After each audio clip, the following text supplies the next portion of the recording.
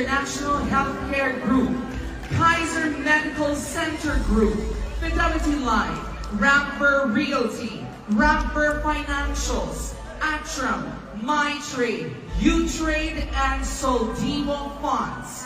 At paalala po namin sa inyo, anumang antas sa lipunan, mayaman, mahirap, walang pinipili ang financial education. It is inclusive, not just for the wealthy, but for everyone. Kaisa niyo po ako, si Kalad Karen. Tandaan, ang krisis sa pera kayang solusyonan ng IMG Kusada. Ang inyong frontliner at kapatid, Jester De Los Santos. Congratulations to all the financial literacy champions! Sama-sama po nating abutin ang 30 million Filipino families financially educated